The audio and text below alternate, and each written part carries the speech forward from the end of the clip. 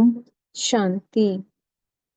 आज 9 नवंबर 2024 का मुरली चिंतन है। आज मीठे बाप दादाजी ने कहा, मीठे बच्चे, बाप आया है तुम बच्चों को भक्ति तू आत्मा से, ज्ञानी तू आत्मा बनाने, पतित से पावन बनाने। द्वापर से लेकर हम अब तक भक्ति करते आ रहे हैं। भक्ति करते आए, नीचे उतरते आए। पहले की हमने सतो प्रधान भक्ति। सतो प्रधान भक्ति कहते हैं जब हमने खाली शिव की भक्ति की, अव्यभिचारी भक्ति की। फिर धीरे धीरे भक्ति भी नीचे उतरती गई। हम देवी देवताओं की भक्ति करने लगे, हम पांचों तत्वों की भक्ति करने लगे, और एक समय ऐसा आ गया कि हम पांच तत्वों से बने हुए शरीर की भूत पूजा भी करने लगे। आज हम देख रहे हैं ना, कितने गुरु गोसाई बैठे बने हुए हैं और हम उनकी आरती उतारी जा रही है। मंदिरों में देवी देवताओं की मूर्ति के आगे गुरुओं के चित्र रखे जाते हैं, उनको फ्रंट पे रखा जा रहा है।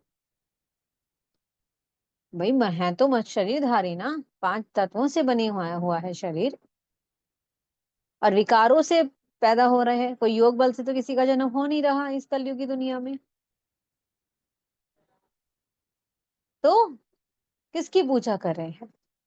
पतितों की कर रहे हैं। इतना नीचे गिर गए हम, इतना पतित बन गए, बुद्धि पतित बन गई, तमो प्रधान बन गई। मंदिरों में भटकते जा रहे हैं, घर में भी पूजा कर रहे हैं उसी चित्र की पूजा फिर मंदिरों में जाकर कर रहे हैं, और फिर उसी चित्र की पूजा के लिए फिर तीर्थों पर जा रहे हैं। धन भी खर्च, समय भी खर्च, और एनर्जी भी खर्च, और प्राप्ति कुछ भी नहीं।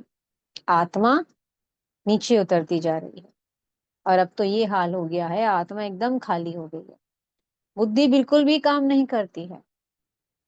जिन जड़ चित्रों की पूजा बनाकर, मूर्ति बनाकर जिन जड़ चित्रों की हम पूजा कर रहे हैं, उन्हीं को फिर पानी में डुबो रहे हैं। पहले उनका श्रृंगार किया, उनको भोग कराया, पूजा अर्चना की, और फिर उन्हीं को पांव रख रख कर उनको पानी में डुबोया जा रहा है।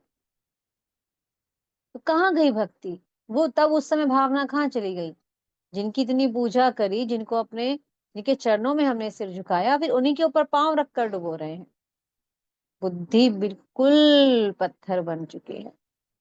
तो अब परमात्मा आते हैं इस संगम युग पर, कलयुग अंत और सतयुग के आदि, जिसको कहते हैं पुरुषोत्तम संगम युग, और हमें बनाते हैं, जो हम भक्ति करते आ रहे थे, हमें बनाते हैं ज्ञानी तो आत्मा। हमें ज्ञान देते हैं कि आप एक आत्मा हो, मुझ परमात्मा की संतान हो, जिसको अब तक याद करते आ रहे थे ना, हे भगवान, हे ईश्वर, हे परमात्मा। कह तो रहे थे, लेकिन पता कुछ भी नहीं है कि हम कह किसको रहे हैं, वो कैसा है कैसा नहीं है, कुछ भी नहीं जानते, बस कहे जा रहे हैं। तो बाबा आते हैं और हमारा ज्ञान का तीसरा नेत्र खोलते हैं, इसे कहते हैं ज्ञान चक्षु। अभी तक हम किस में थे? अज्ञानता में थे, अंधकार में थे। अब बाबा हमें ज्ञान के प्रकाश में लेकर के आते हैं, और हमें हमारा परिचय देते हैं कि बच्चे, तुम एक आत्मा हो, तुम निराकार हो, चैतन्य हो, और मैं तुम्हारा पिता परमात्मा हूँ, और मैं पतित पावन हूँ। सबको पवित्र बनाने के लिए, घर ले जाने के लिए आया हूँ। और साथ में क्या लेकर आए हैं? सब बच्चों के लिए स्वर्ग की सौगात लेकर के आए हैं।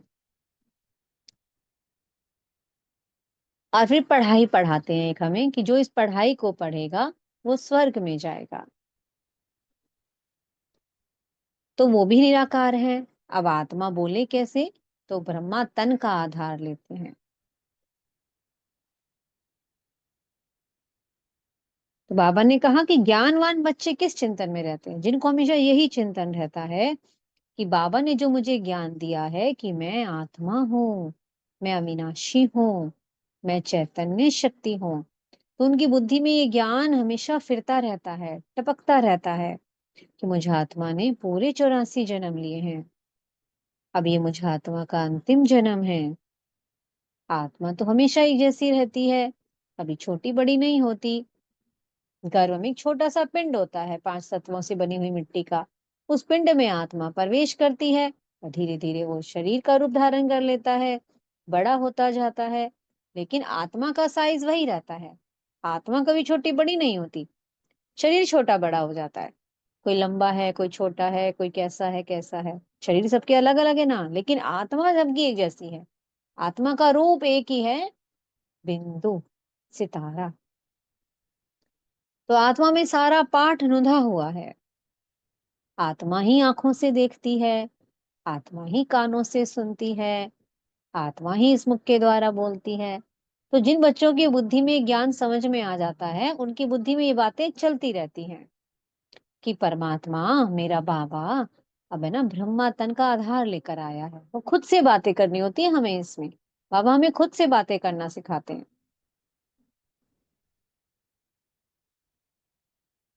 क्योंकि ब्रह्मा तन के द्वारा बोलते हैं ना, ब्रह्मा मुख का आधार लेते हैं, जिसे बाबा गौमुख कहते हैं।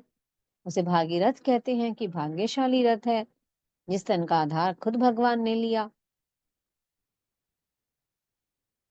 जब तक परमात्मा आधार ना ले तो बोले कैसे? क्योंकि आत्मा को तो अब आधार लेना पड़ेगा ना ज्ञान सुनाने के लिए, वो ज्ञान का सागर है। तो ये चिंतन है ना, ज्ञानवान बच्चों की बुद्धि में चलता रहता है। तो बाबा कहते हैं जो ब्रह्मा के तन में मेरी पहचान कर लेते हैं, फिर उन्हें क्या मिलती है? स्वर्ग की बादशाही मिलती है। स्वर्ग में जाते हैं। जिसने मुझे इस तन में पहचान लिया कि हाँ, इस तन में भगवान बैठा है और वो ज्ञान सुना रहा है। और जिस बच्चे ने कह दिया बाबा, बस वो स्वर्ग में गया। अब उस स्वर्ग में पद हैं, महाराजा महारानी भी हैं, साहूकार भी हैं, प्रजा भी है, प्रजा की भी प्रजा है, और उनके भी नौकर चाकर हैं, चंडाल भी हैं। तो जो आत्मा जिस रीति से इस ज्ञान को समझती है, ज्ञान को धारण करती है, ब्रह्मा बाबा का उस रथ का रिस्पेक्ट रिगार्ड करती है, ब्रह्मा तन को स्वीकार करती है कि हाँ, भगवान इस तन में बैठकर ही मुरली सुना रहे हैं, भगवान इस तन में ही बैठा है, इस तन के द्वारा ही भगवान को याद किया जाता है। तो वो आत्मा स्वर्ग में पहुंचती है कि हाँ, ये भी मेरा बाबा है, ये इस तन के द्वारा बाबा ने मुझे अडॉप्ट किया है। ये साकारी बाबा है और वो मेरा निराकारी बाबा है। तो इसी दोनों बाबा को हमें स्वीकार करना है। ब्रह्मा बाबा को स्वीकार करना है कि वह ब्रह्मा मुख वंशावली ब्राह्मण हो। ब्राह्मण कब बनते हैं हम? जब ब्रह्मा मुख के द्वारा अडॉप्ट किए जाते हैं। जब तक ब्रह्मा मुख के द्वारा अडॉप्ट नहीं किया गया, तब तक वो ब्राह्मण नहीं कहलाएगा, तब तक वो शूद्र ही बना रहेगा। जब परमात्मा की पहचान ब्रह्मा तन में हो जाती है, ब्रह्मा को हम, जब ब्रह्मा बाबा को हम बाबा कहते हैं कि हाँ, आप हमारे बाबा हो, और आपके थ्रू हम शिव बाबा से बात करते हैं, तब वो बच्चा ब्राह्मण बनता है। तब कहा जाता है ब्रह्मा मुख वंशावली ब्राह्मण। तब वो कहलाते हैं ब्रह्मा कुमार, ब्रह्मा कुमारी।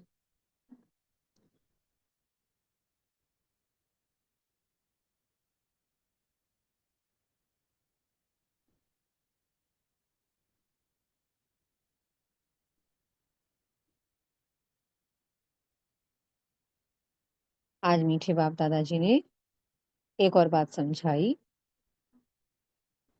कि अब हमें, जब हम पुजारी बन गए, अब तक हम भक्ति करते आ रहे थे ना, पूजा अर्चना करते आ रहे थे, अब हमें क्या बनना है?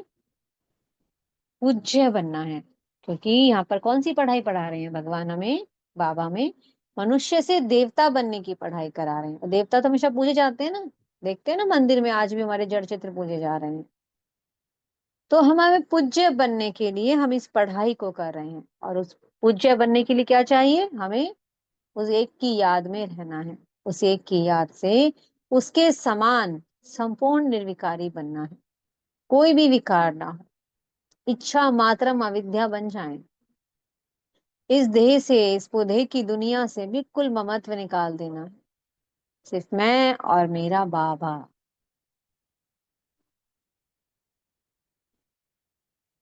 मीठे सतगुरु जी ने आज वरदान दिया है, हर कर्म में विजय का अटल निश्चय और नशा रखने वाले अधिकारी आत्मा भवा।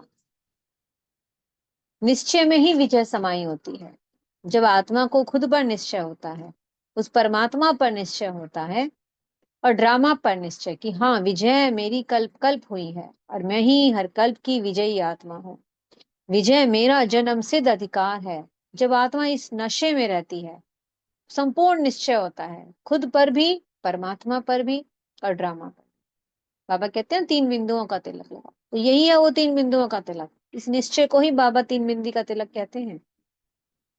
जो आत्मा इस 3 बिंदी का तिलक लगाती है, उसे हमेशा विजय का नशा रहता है, और जहाँ नशा रहता है विजय का, वहां विजय समाई हुई रहती है। तो इसलिए कभी भी निश्चय हिलना नहीं चाहिए। ये नहीं कि अभी निश्चय और फिर कभी थोड़ी देर बाद संशय, नहीं। निश्चय अटल होना चाहिए। और निश्चय किसे अटल होगा? जो इन 3 बिंदियों की स्मृति में रहेगा कि मेरा हर कल्प ड्रामा में विजय का पाठ रंधा हुआ है। हर कल्प में बाबा का विजय रतन बना हूं। हर कल्प में बाबा का अष्टरतन बना हूं, उनके सर का ताज बना हूं।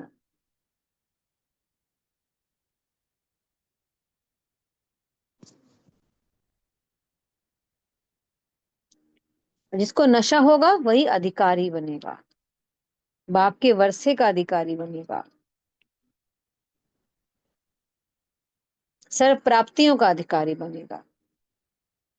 तो हर कर्म में हमारी विजय है। विजय का नशा हो, निश्चय हो। स्लोगन है, बाप के स्नेह की छत्र छाया के नीचे रहो तो कोई भी विघ्न ठहर नहीं सकता है। जैसे ही बाप की स्नेह की छत्र छाया हटी, संशय आया, तभी माया का वार। और जब निश्चय है, जैसा वरदान में बाबा ने कहा है आज, जहाँ निश्चय है कि हाँ, ये मेरा पिता है और मैं इनकी संतान हूँ, बाबा की गोद में हूं मैं, तो ये निश्चय ही हमें विजय प्राप्त कराता है। फिर माया का कोई भी विघ्न हमारे सामने ठहर नहीं सकता है। तो इसलिए हमेशा उस परमात्म छत्र छाया में रहे, परमात्म पालना में पलते रहें। जो हमें वो पढ़ाई पढ़ा रहा है उसे अच्छे से पढ़ें, और गुरु की, सदगुरु जी की हर श्रीमत का पालन करें। जो आत्मा हर श्रीमत पर चलेगी, वो परमात्म दुआएं प्राप्त करती है। और परमात्म दुआएं सदा सेफ्टी का एक सुरक्षा कवच बनकर रहती हैं, और वहां माया किसी भी रूप में वार नहीं कर सकती। ओम शांति। बहुत बहुत शुक्रिया प्यारे प्यारे हमारे मीठे मीठे बाप दादा जी का। ओम शांति।